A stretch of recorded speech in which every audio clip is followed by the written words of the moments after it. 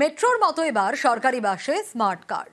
কোচবিহারে এনবিএসটিসির উদ্যোগ, পুজোর আগেই বাসে স্মার্ট কার্ড চালুর তোড়জোড়। আর জলপাইগুড়িতে সম্প্রীতির সফর, এক বাসে চেপে যাওয়া যাচ্ছে মন্দির, মসজিদ, গির্জায়।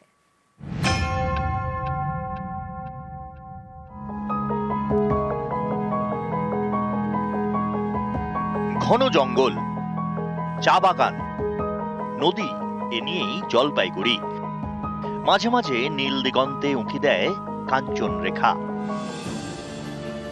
এই জেলা যেমন প্রকৃতির, তেমনি সব ধর্মের। জলপাইগুড়িতে রয়েছে মন্দির, মসজিদ, গির্জা। সব ধর্মের মানুষ এক বাসে চেপে এইসব ধর্মীয় জায়গায় যেতে পারবেন। জলপাইগুড়ি জেলা প্রশাসনের উদ্যোগে চালু হয়েছে সম্প্রীতির ভ্রমণ। প্রতি রবিবার বাস ছাড়বে জলপাইগুড়ি শহরের এনবিএসটিসির স্ট্যান্ড থেকে। আমরা সম্প্রতি ভ্রমণের আজকে আমরা শুভ উদ্বোধন করলাম যে জলপাইগুড়ি আছে সর্বধর্ম সম্ভব, এই ফিলিং এর, এই স্পিরিটের উপরে আমরা কাজ করি। আমাদের মন্দির আছে, আমার মাজার আছে, চার্চ আছে, মনেস্ট্রি আছে, সবাইকে নিয়ে আমরা একটা সার্কিট করেছি। নেক্সট উইক থেকে it will be open for general public, tourist and communal harmony. আমাদের ব্যবসায়ীদের বিশেষ করে উপকার হবে। আমাদের থেকে জিনিস কিনবে, মোম ধূপকাঠি কিনবে, মন্দিরে মন্দিরে দেবে, ভোগ দেবে, প্রসাদ দেবে, মালা দেবে। যারা আসতে পারে না, মন্দিরের চেনে না, তারা যেতে পারছে একসাথে সকলে মিলে।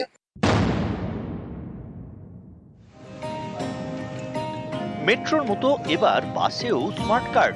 কোচবিহারের এনবিএসটিসি চালু করতে চলেছে স্মার্ট কার্ড। তাদের টার্গেট পুজোর আগেই চালু করা। কন্ডাক্টরের কাছে থাকবে মেশিন। এই মেশিনে যাত্রীদের স্মার্ট কার্ডটি সোয়াইপ করলেই বাস ভাড়া দেওয়া হয়ে যাবে। এই কার্ড রিচার্জ করে ব্যবহার করা যাবে। আপাতত কোচবিহারে চলা এনবিএসটিসির সমস্ত বাসের জন্য এই স্মার্ট কার্ড। রাজ্য পরিবহন ব্যবস্থাটা গোটা এসটিইউ গুলোকে নিয়ে করবে, আর আমরা এনবিএসটিসি প্রাথমিক ধাপে নিজেরা করছি, কারণ আমাদের কাজটা অনেক এগিয়ে গেছে। কিন্তু পরিবহন দপ্তর যখন করবে, আমরা তার সঙ্গে সেটাকে ট্যাগ করে দেবো। আপনি যদি কলকাতায় গিয়ে এসবিএসটিসি বা ডাব্লিউবিটিসির গাড়িতে ওঠেন, সেই কার্ডটা তখন ইউজ করতে পারবেন। জলপাইগুড়ি থেকে শান্তনু কর ও কোচবিহার থেকে শুভঙ্কর সাহা, নিউজ 18 বাংলা। প্রাইম টাইমে বাংলা সিনেমা মাস্ট। হলে বাংলা সিনেমার স্ক্রিন টাইম বাড়লো। আগে বেলা 12টা থেকে রাত 9টা প্রাইম টাইম, আর এখন থেকে দুপুর 3টে থেকে রাত 9টা প্রাইম টাইম। সিঙ্গল স্ক্রিনে বছরে 365 শো মাস্ট। প্রযোজক, পরিচালক, ডিস্ট্রিবিউটরদের সঙ্গে বৈঠকে সিদ্ধান্ত। আমাদের এখানে প্রাইম টাইম ছিল 12টা থেকে রাত 9টা, দুপুর 12টা থেকে রাত 9টা। ফলে অনেকেই যেতে পারতেন না কাজের সময়। এখন আমরা প্রাইম টাইমটা শুরু করলাম দুপুর 3টে থেকে রাত 9টা পর্যন্ত। আগে একটা নিয়ম ছিল যে বছরে 120টা বাংলা সিনেমা চালাতে হবে। এখন যে নিয়মটা আমরা করলাম, 365 days within the prime time, এই 3টে থেকে 9টার মধ্যে একটা বাংলা সিনেমা চালাতে হবে ইন এভরি স্ক্রিন। মাল্টিপ্লেক্সেও 365 দিন চলবে। যে মাল্টিপ্লেক্সে 2টো স্ক্রিন আছে, সেখানে 365x2, যেহেতু এই সপ্তাহটা হয়ে গেল, নেক্সট উইক থেকে এটা ইমপ্লিমেন্ট হবে। উত্তরবঙ্গের জেলায় জেলায় বৃষ্টি। কালিম্পংয়ের 29 মাইলে ধস, আলিপুরদুয়ারে অতি ভারী বৃষ্টি, নানা জায়গায় জল জমে ভোগান্তি। নবান্ন থেকে জেলা শাসকদের কাছে পাঠানো হয়েছে সতর্কবার্তা। বাড়ছে জল, ফুঁসছে নদী। দক্ষিণবঙ্গের পর উত্তরবঙ্গ, জেলায় জেলায় বৃষ্টি।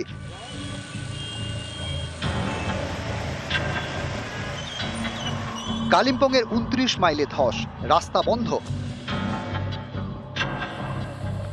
মঙ্গলবার আলিপুরদুয়ারে অতি ভারী বৃষ্টি হয়।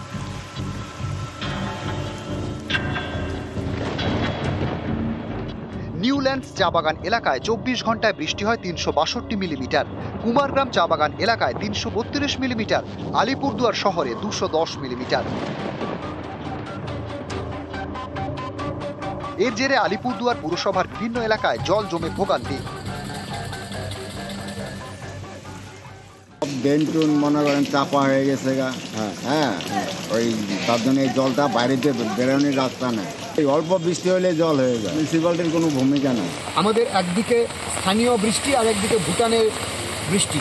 এই যে ভুটান পাহাড়ে যে প্রবল বৃষ্টি, তার নিট রেজাল্ট কিন্তু আমাদের এরকম একটা জলবন্দী অবস্থা, এবং এর ফলই আমাদের প্রতিবার ভুগতে হয়। ভুটানে বৃষ্টি, এর জেরে আলিপুরদুয়ারে ফুসছে কালজানি নদী, ধূপগুড়িতেও ফুসছে নদী। 12 ঘড়িয়ায় ভেঙেছে কান্দ্রা নদীর কাঠের সেতু। কোচবিহারেও বৃষ্টি, ফুসছে তোর্ষা, দিনহাটা নানা এলাকায় জল জমে যায়। এক নাগাড়ে বৃষ্টি হচ্ছে, এইরকম বৃষ্টি যদি চলতে থাকে তাহলে যে কোনো জায়গাতেই জল জমবে। একবারে এত জল বেরিয়ে যাওয়ার ক্যাপাসিটিও নেই।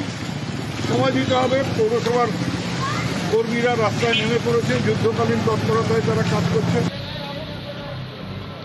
উত্তর দিনাজপুরের রায়গঞ্জ, এখানেও বৃষ্টিতে নানা জায়গায় জল জমে যায়।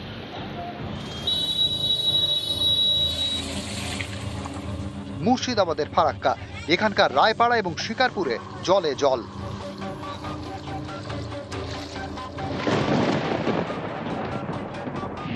উত্তরবঙ্গে জেলা শাসকদের সতর্কবার্তা দিয়েছে নবান্ন। বলেছে প্লাবন পরিস্থিতি হলে প্রস্তুত থাকতে হবে জেলা প্রশাসনকে। নিউজ 18 বাংলা।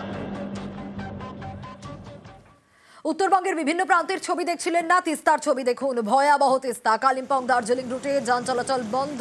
তিস্তা বাজার পেশক রোডে জল। বাসিন্দাদের সতর্ক করতে পুলিশের মাইকিং।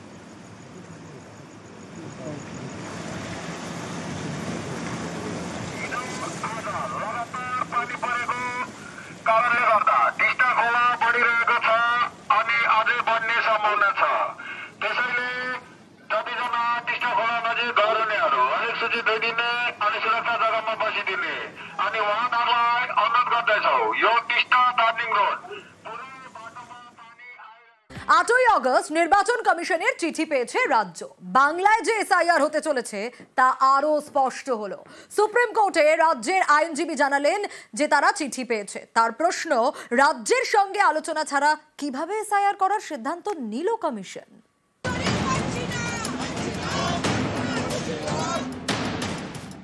বিহারে এসআইআর হয়েছে, এবার বাংলাতেও হতে চলেছে ভোটার তালিকার বিশেষ নিবিড় সংশোধন। 8ই আগস্ট এই মর্মে রাজ্যকে চিঠি দিয়েছে নির্বাচন কমিশন। বুধবার সুপ্রিম কোর্টে এসআইআর মামলার শুনানিতে জানালেন রাজ্যের আইনজীবী গোপাল শঙ্কর নারায়ণ।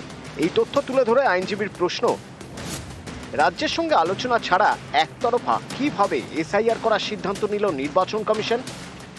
এদিন বিহারের এসআইআর নিয়ে শুনানি চলছিল সুপ্রিম কোর্টে। আবেদনকারীদের আইনজীবী হিসেবে উপস্থিত ছিলেন গোপাল শঙ্কর নারায়ণ। সওয়ালের সময় তিনি বলেন, বিহারের পাশাপাশি বাংলার হয়েও সওয়াল করবেন তিনি। বিচারপতি সূর্যকান্ত তখন বলেন, বাংলায় তো এখনো এসআইআর হয়নি। তখনই কমিশনের এসআইআর সংক্রান্ত চিঠি দেওয়ার প্রসঙ্গ তোলেন আইনজীবী।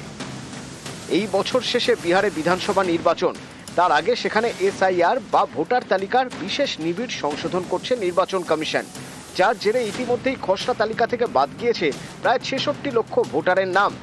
প্রতিদিন এসআইআরে বেনিয়মের অভিযোগে সরব হচ্ছেন বিরোধীরা। এমনই পরিস্থিতিতে এবার কমিশনের নজরে বাংলা।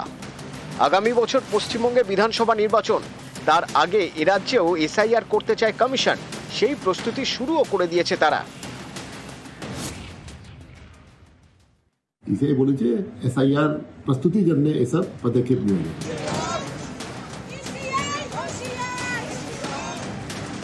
দিল্লি থেকে কলকাতা, এসআইআরে গরম রাজনীতি। নিউজ 18 বাংলা।